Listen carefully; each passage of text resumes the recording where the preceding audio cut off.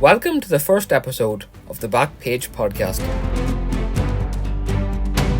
My name is Mark McGoldrick, and in this special podcast series, which is being brought to you in association with the Balmore Court and Motel in Enniskillen, we'll be celebrating the careers of some of Fermanagh's leading sports stars.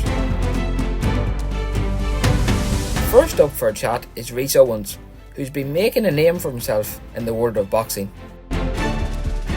The 23-year-old Enniskillen man signed a professional contract last year, and he's very clear about his career ambitions. I've always wanted to be professional from I started out. I never watched amateur boxing. I had dreams of going to the Olympics or anything. And it was always I want to turn pro, make a load of money and get out. Just like that, it's simple. Get in, get your money and get out.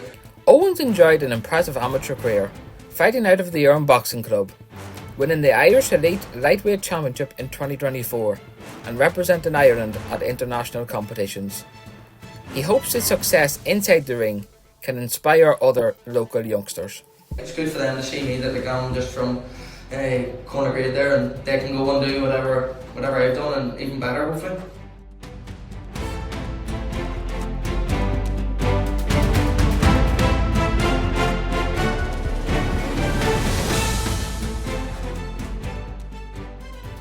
Rhys Owens, thank you for joining us. Thanks for having me, Mark. And you're looking well. You're just home from a holiday in America. How was that? Yeah, just home there on Monday, early hours Monday morning.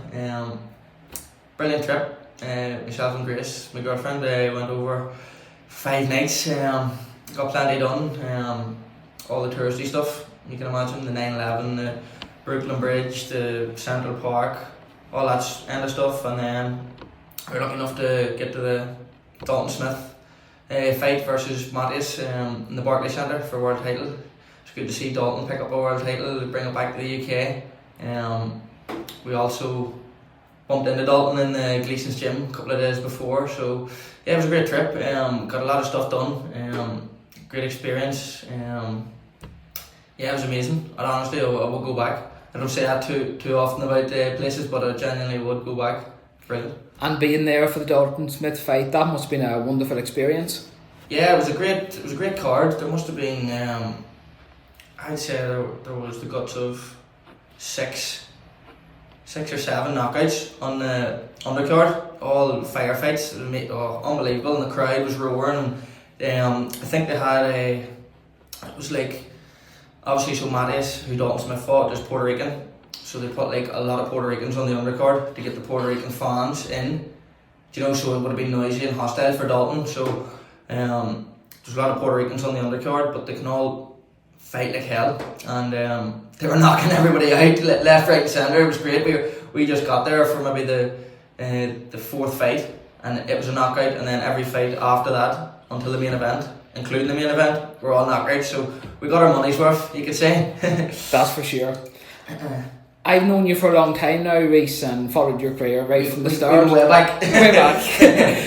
But for people tuning into this podcast, where did your love of boxing stem from? It's quite funny actually where it stems from. People probably find this funny or get a laugh at it, but it's actually not from watching the sport itself. It was from when I was about 10 or 11, I think.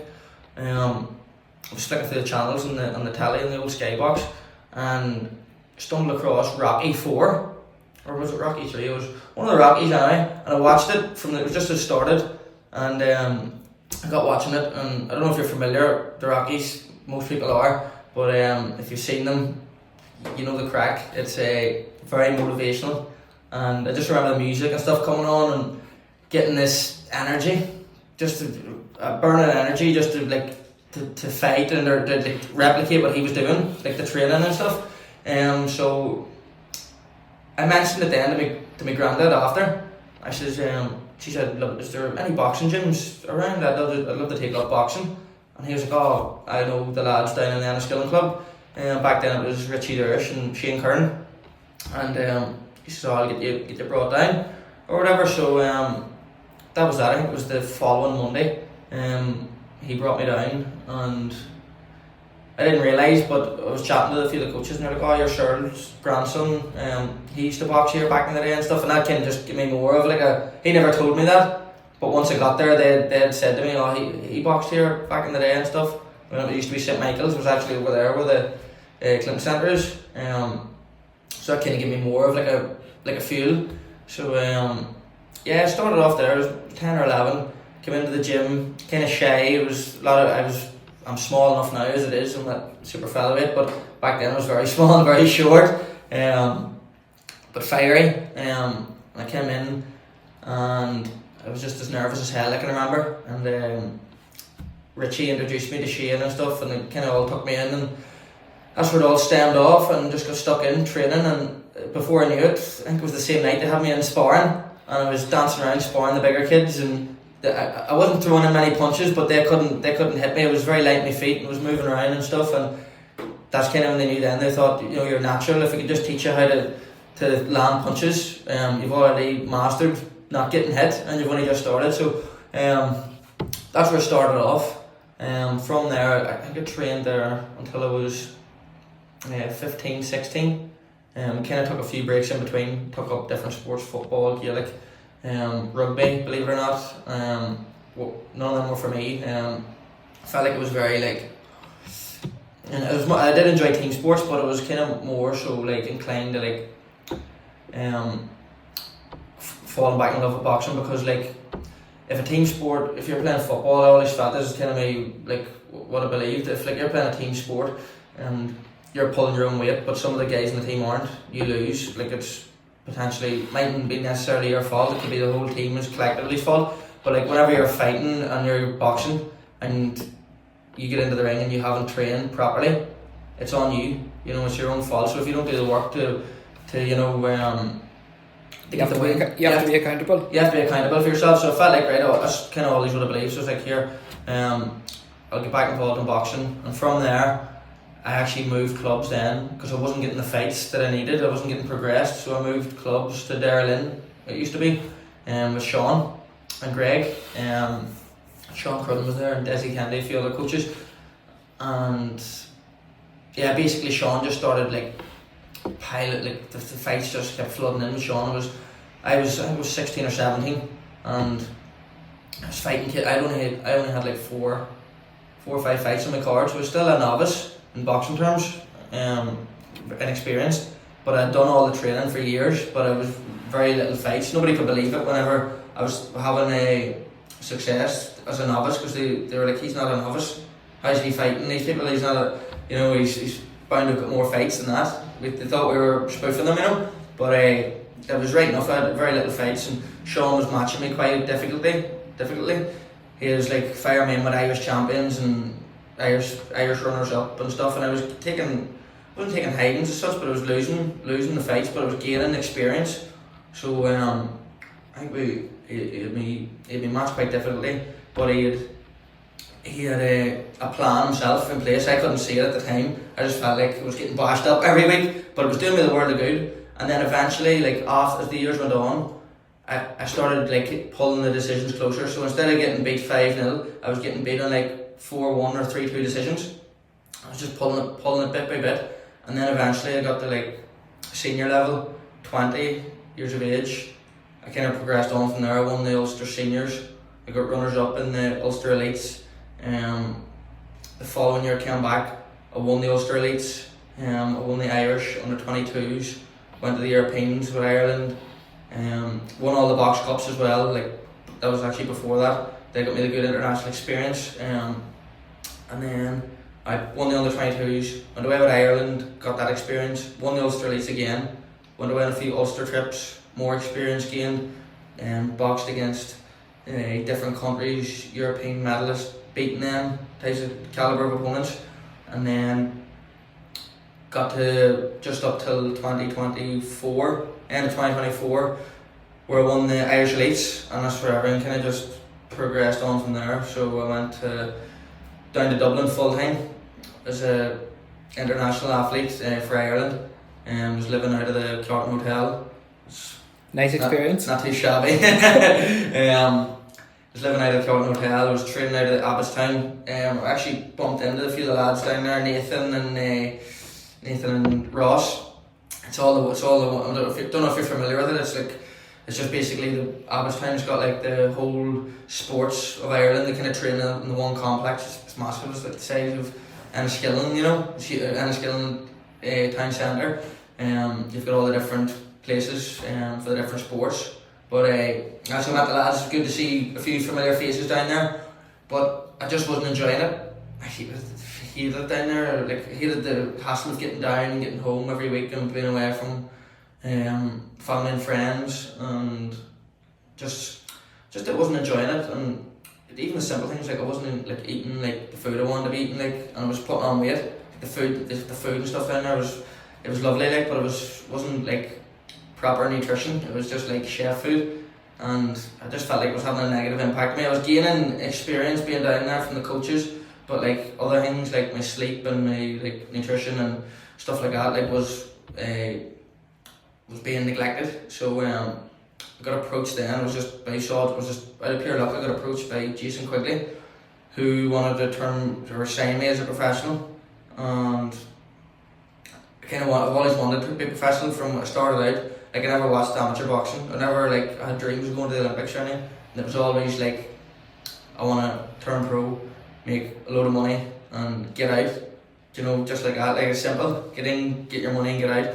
So that's kind of when I turned professional with Jay. And here we are now. That's me now. It's 2-0, and our next fight's on the 27th of February. So that's a short summary of where it started to where it is now.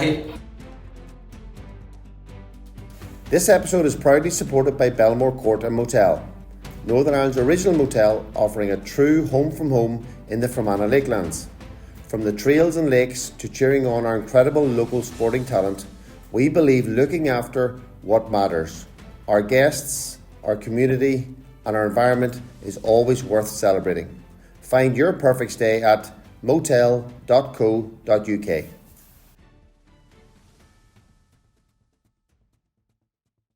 And when you look back now, how important was the Enniskillen Boxing Club and the Aaron Boxing Club in your development in your early years? Well, obviously the Enniskillen Boxing Club taught me the fundamentals, which is very important for any young boxer starting out. Learn the fundamentals, become fundamentally sound before you start trying any of the flashier, sort of more charismatic sort of approach that you see some fighters take. You need to have good fundamentals, good balance, good technique before you can progress onto that. And Shane and Richie done a fantastic job in teaching me them fundamentals. And then obviously they took me to a certain level, where then Sean brought me to the next level and the next level by getting me because you can't progress without experience. So Sean got me the experience, got me the good hard sparring with the top lads in the country. Matches against them lads. He just went the extra mile. Sean did. He's a grafter, in fairness to him. I don't know if you know much about him, but he just works around the clock. He's relentless, and he's constantly on me, making sure that I've done my road work in the morning, and that I've done my S&C, and that I've done my recovery sessions, even the sauna, ice bath, etc. And then obviously when we're doing boxing sessions, he's watching over me doing them sessions too. So he's been he showed me the level, the work rate that it takes to achieve the big things in the sport, and kind of just looking at him and seeing the respect he has, when he goes to Dublin and when he goes to different international tournaments, he's well respected, and it's because he's a grafter, So I've learned a lot from him in that sense. It's rubbed off on me being around him so much. That's why I can hold my hand up and say that I'm a bit of a grafter myself when it comes to it. And even though you've turned professional, Sean's still key. Sean's still there, yeah. So he's basically running the club. As I said, he's a grafter. So he works full time, obviously, in Dublin for the IABA. He runs the club in the evenings, and then he does our one-to-one sessions also on top of that. So to kind of make life easier, I just come in still in the club sessions when he's there. Maybe I might come in a bit earlier and do my session, so it gives him full attention then to the club. And yeah, and then he organises all my sparring all my S&C. Well, he doesn't plan the S&C, but he like organises the days which to do it, and then my recovery days and stuff. So he kind of like has everything planned out. He's a perfect planner. Do you know, he's very like what's the word? He's very like Very organised. Organised, and yeah, he's everything planned out for the week and stuff. So I just listen to him and follow it. So he's a great help. Yeah, and so many people has influenced your career, and I suppose recently you paid tribute to the late Leonard during one of your fights. Like, how important was he in your team? Aaron was amazing, and anybody that knows Aaron or has met Aaron, they knew how much of a sound person he was. Like, he was honestly one of a kind. Yeah, I mean, Aaron done a lot for me. I was going through a rough patch in my life. I'll not get into it on this here, but it was pretty difficult, and he had just reached out to me just by pure chance, and he was querying on who was covering my S&C, and I just basically told him back. It was on Instagram messages. He wrote to me wondering who's covering it, and I replied back to him just nobody. I'm just kind of winging it myself. And he texts back and he says, do you mind if I look after for you? And I says, geez, that'd be a great help, so it would. And he says, so I just sent him a number, and I said, give me a ring there. I was at work, I was on the bins at the time. I'm just looking out the window here. I'm glad I'm not in the bins now. But it's a rough old day. But he gave me a bell anyway, and we had a exchange a few words on the phone, and I told him sure we'll meet at the Folk on Saturday. I was at work obviously, as I said, so I told him I'll meet him on Saturday at the Folk. We'll get a coffee and we'll plan out. And basically that's what happened. Met him at the Folk one Saturday morning, and he had the whole notes planned out, and everything was sounding good to me. I'd have a fair idea of S&C myself, but it's just planning sessions and not overdoing it and stuff that I struggle with. So he had everything planned out, everything looked good, and at the end of the session he turned around to me and he says, I train out of KC Fitness in Black Lion. He says, do you mind training there? And I says, no problem training there. I says, slight hindrance. He says, I'm not on the road here, Aaron.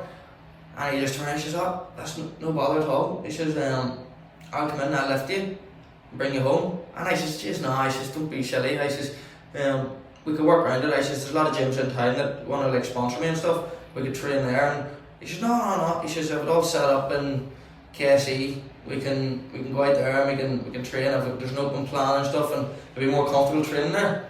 And I says, geez, right, well if you're sure, I says, that's 100%, and I'm down for that. So that was it.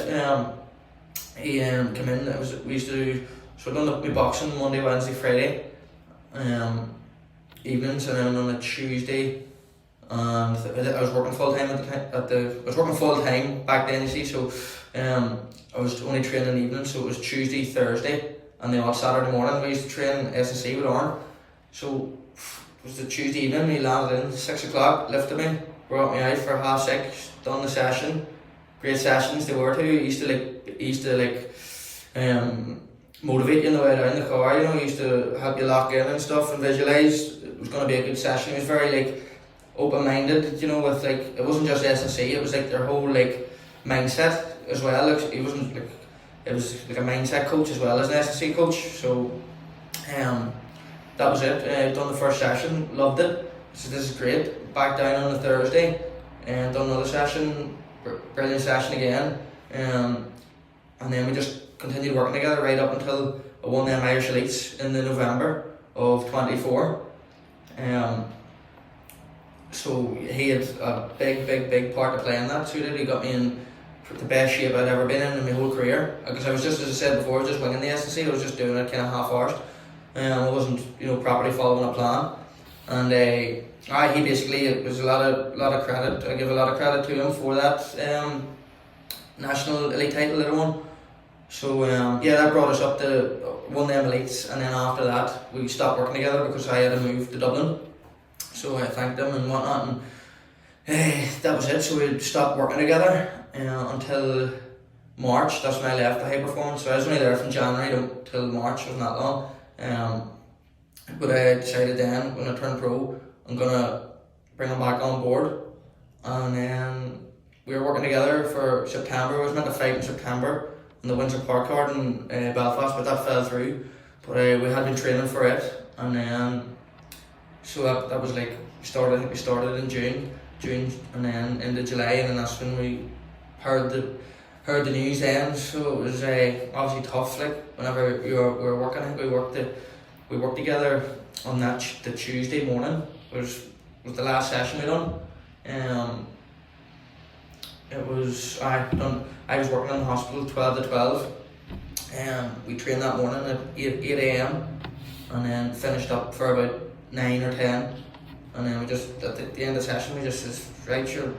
I was booked in for the Thursday. I was like, right, sure, see you Thursday. He says, yeah, no, I'll see you Thursday. And that was it then. It was tough then after that, like, because you didn't know what was going on and you couldn't see it. Like, he did a good job of hiding it up. You know, he was always like, you know, wanting the best for you. Like, always making sure if I was okay. And then you feel guilty at times now. You think you never asked if he was okay. Do you know, like if he was, you know, because he was always so like, is this okay for you? Is that okay? You know, are you sure you're happy with this and stuff? And you're like, yeah, and you're laughing. You're like, because he was over, you know, like yeah, it's all fine, man. Don't worry about it. And like, you know, looking back now, like you kind of, it's hard to deal with him because you were thinking, you know, should you have just been, you know, a wee bit more like, are you okay? But here, it is what it is now, and look, he's happier now, you can say, like. Yeah.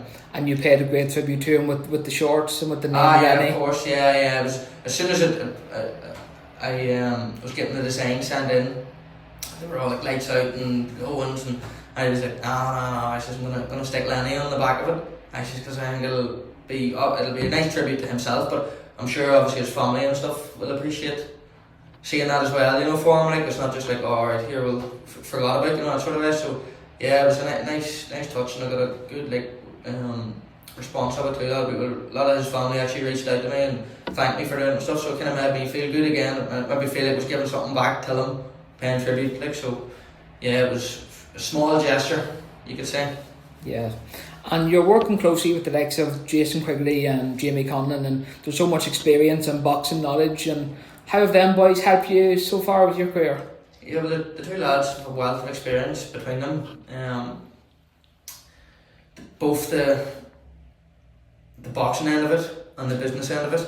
You know, because it is a business at the end of the day. People call it a sport, but it's not really. It's the entertainment business, and it's very shady, you could say at times, if you don't have your wits about you. But the two lads have been good to me, and they've opened my eyes to it, and they've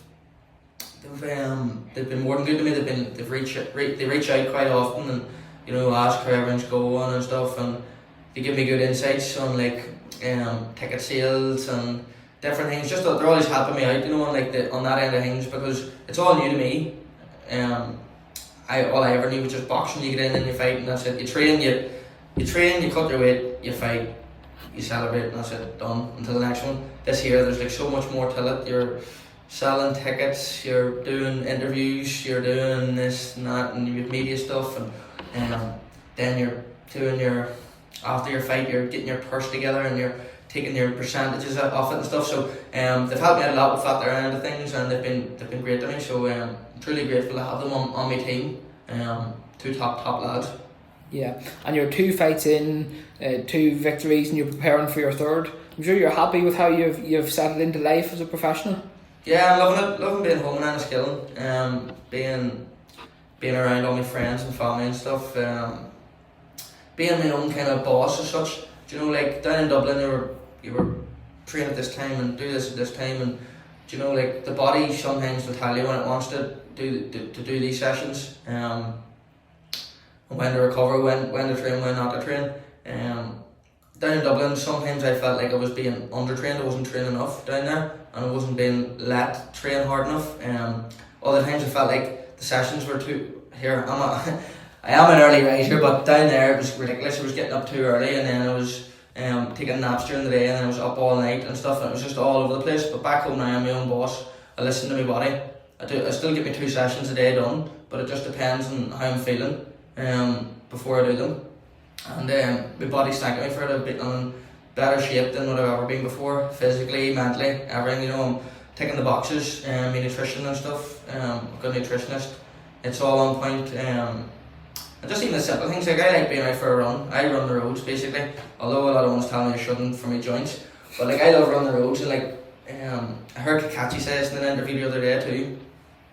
Obviously Anthony Kakachi, world champion, he's running through Belfast, but it's a bit different. But down here, like I'll be running through the town and you start hearing the horns beeping and stuff, and you're waving at people, like, and it does genuinely make you feel good. You feel actually like I don't know, you feel good for doing it, and you're giving away wave and stuff, you know. And it is nice doing those things, being at home and being like kind of chatting to the community and stuff, and keeping them up to date with like how your fights are going, how your training's going. So I'm enjoying it, and yeah, many more years here until I have to move, until eventually, if I'm boxing for titles, I will have to potentially move away. But it's so far so good anyway, back home. And you're preparing for your third fight now, which is another big one in Belfast. So are you in camp now at the minute? Camp just started, yes, or what is it? Wednesday. Camp started Monday, so go straight off the plane, straight into camp. Although I did do a bit of training out in America, I done a bit of sparring and stuff too, and got a few rounds in and a few pad sessions. But yeah, camp's fully started here now on Monday, so I'm locked in with the double sessions, two a day, bar Saturday. So I'll take one session on a Saturday and then rest on a Sunday. My nutrition and all's locked back in again too. So I'm working with Charlie Mitten, another Fermanagh. He lives in Manchester, so he does, but he's a top nutritionist. He's working with I think it's something like 80 fighters, all professionals, mainly England, but a complete wizard on nutrition. Like, I've been making weight so easy since I've been working with him. He's a genius. So yeah, another Fermanagh man. He'd be a good one for your podcast, I guess. So pick his brains.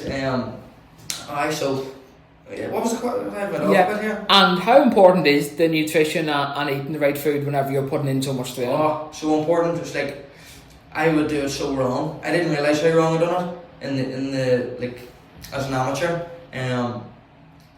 Like, it's crazy to think of the things I would like not eat for like a full day and like not drink water for a full day, you know, to make 60 kilo, which is completely mental looking back now, because I'm eating, it feels like I'm eating more than what I ever ate. Like, I'm eating high volume foods, carbs and protein, plenty of fibre too, but it's all low calorie. So like the volume's more but the calories are lower, so I'm fuller in my sessions, more energy in my sessions.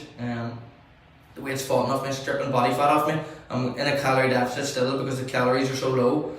And then like the closer we get to the fight, then he'll like alter it's called a manipulation phase. So instead of high calories, like 2 or 3 days before the fight, instead of high volume, low calories, it goes the opposite way. It goes low volume, high calories. So like I'm still getting the calories in, but I'm not eating as much volume of food. So I'll be like, there's less food in me to step on the scales, if that makes sense. My body's still getting the calories it needs. So basically, to simplify it, if like the day before the fight, if he gave me like 500 calories of broccoli, the volume of the 500 calories will be like, say like a kilo or 2 kilos of broccoli to get 500 calories, say.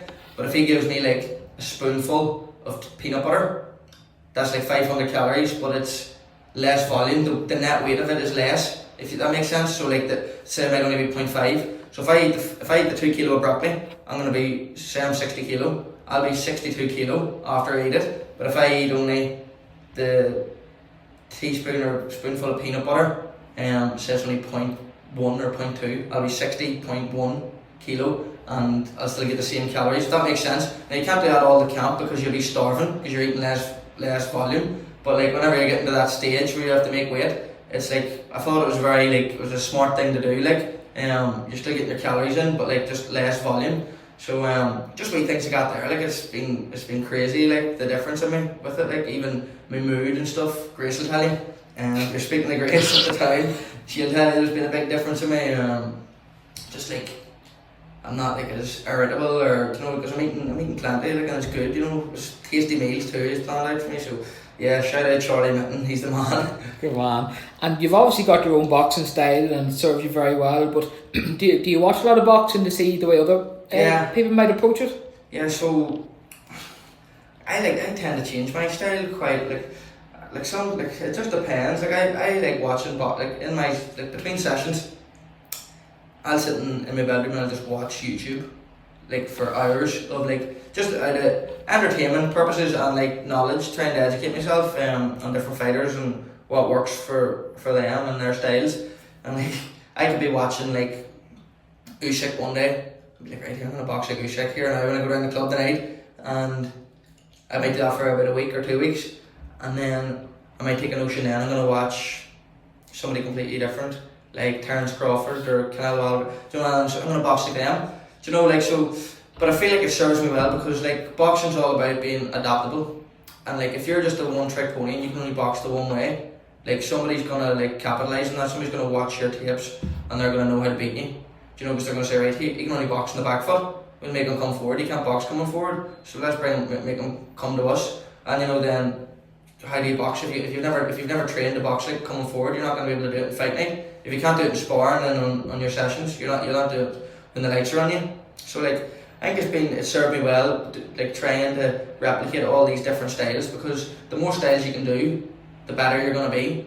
Do you know, like without getting without mixing it up too much, because it's too much to take in. But like definitely, I would recommend any young boxers just try not to like just box one way.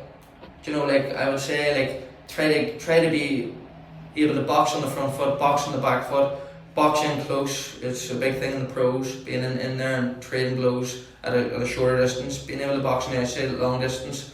Even if you're orthodox, just say, right, Wednesday night here, I'm only going to box southpaw, and work on that there as well. Just work on everything, because the more well-rounded you are as a fighter, the more it's going to serve you in the long run, because you fight all different types of people and different styles, and like if you can adapt your style to beat that person, like it's a thinking man's sport, and that's it, you've won. Simple. If you had to pick one boxer, who's your favourite to watch? Yeah. I change my mind like the weather. I'm loving watching, I don't know if you know him, you might be familiar, but I'm loving watching Naoya Inoue, Japanese fighter. Okay. You should look him up, he's one of the lighter weights. Crazy knockout percentage. I think he's got like an 85-90% knockout rate, and he's only like 50 something kilo. He's tiny, but his technique and stuff is just perfect. Like people think it's God-given power he has, but it's not even. It's just, well, it might be a bit, but it's because he's got such perfect technique on throwing punches. He can really snap his shoulders and turn the knuckles over on the shots. If you get a chance to look him up and watch him, he's a belter, so he is. For anyone that knows you, Reese, they know you're a very humble man and you're very grounded, but I suppose on a broader scale in Fermanagh, you're an inspiration to a lot of boxers. And are you proud of what you've achieved and flying the flag for Fermanagh in the ring? Yeah, of course. Like sometimes you don't see yourself as that. I just see myself as one of the lads. Like I grew up in Corner Grade, you know, and went to school, the Holy Trinity, same as yourself, just round the road from me. Went to St. Joe's then, and so it wasn't the most behaved child in school, you could say. And I always remember like getting into different bits of trouble, and teachers always were saying to me, like, you know, people look up to you in school, you can't be doing that, like, and like you're like a leader, like a ringleader, you're making this stuff happen in the school. And like I always used to like throw the toys at the corner. No, well, they've got their own brains, they can think for themselves. Why are you blaming me for this here going on? But like it was a shallow-minded view that I had. But looking now, like people genuinely do, and I can really see that when I go down to the club, and you can really see the younger kids looking up to you. Do you know? And sometimes you do have to be like mindful of that, like, and try to portray a good kind of role model kind of characteristics. Because people genuinely do look up to you and stuff. So it's something that I'm just kind of managing. At the minute it's kind of hard at times too, because as I said before, I was got their personality and stuff in school, and yeah, it's kind of difficult at times. But no, I'm proud to say that there is kids that genuinely aspire to be something, do something that I've done, and it's good though, because I never really had like a person like that there to look up to in this area. It was always like mainstream celebrities that like you thought were like out of touch and distance from me, that were like on a different planet altogether. But like it's good for them to see me, that like I'm just from Corner Grade there, and they can go and do whatever I've done, and even better hopefully. and you're fully focused on the task at hand now, your next fight. But if you were to think maybe to this time next year, is there any goals or targets you'd like to have achieved by then?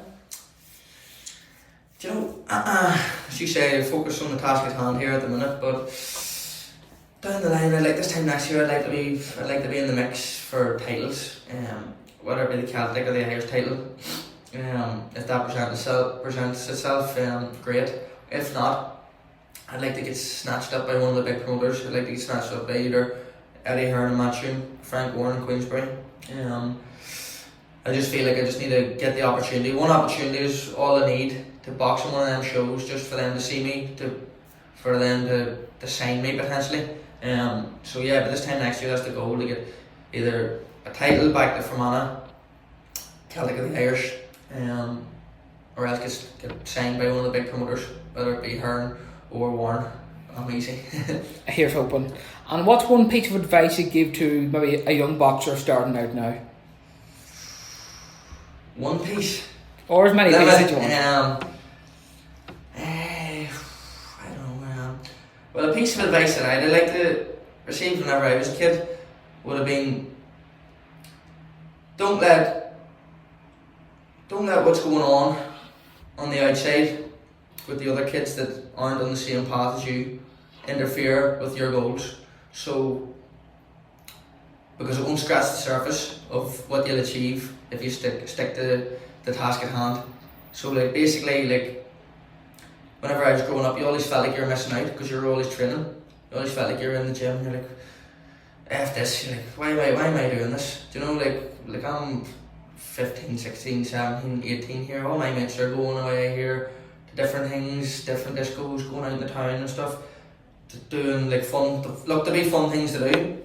And I can say that from experience, I've been there, I've done that also. Now, when you're older, obviously, I've been out more and stuff. But to the younger kids, don't even that's nothing.